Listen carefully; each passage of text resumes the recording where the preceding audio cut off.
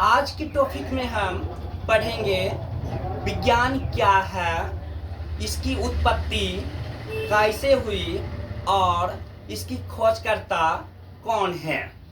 सबसे पहले देखो विज्ञान लिखे, इसको इंग्लिश में हम साइंस लिखेंगे।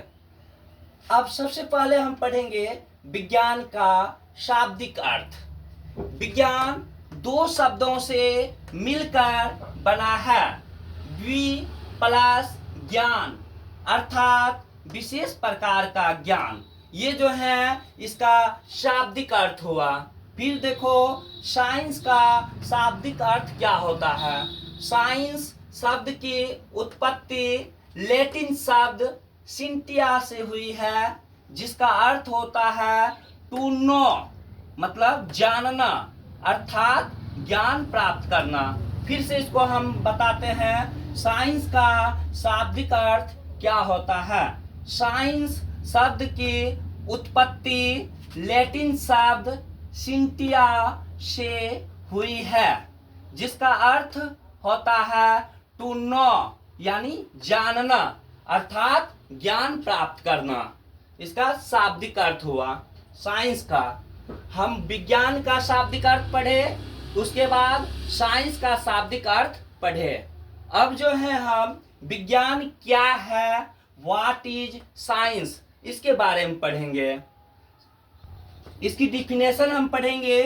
सावधानी पूर्वक और क्रमबद्ध तरीके से किए गए प्रयोगों और परीक्षणों द्वारा प्राप्त ज्ञान को ही विज्ञान कहते हैं। क्या पढ़े? सावधानी पूर्वक और क्रमबद्ध तरीके से किए गए प्रयोगों और परीक्षणों द्वारा जो ज्ञान प्राप्त होता है उसे ही हम विज्ञान कहते हैं, है ना। अब नेक्स्ट देखो पढ़ेंगे हम विज्ञान के जनक यानी फादर ऑफ साइंस कौन है? Galileo Galilei. Father of science कौन है? गैलीलियो गैलीली, है ना। उसके बाद आगे पढ़ेंगे हम विज्ञान की मुख्य शाखाएं निम्नलिखित हैं। साइंस यानी विज्ञान, विज्ञान की दो मुख्य शाखाएं हैं।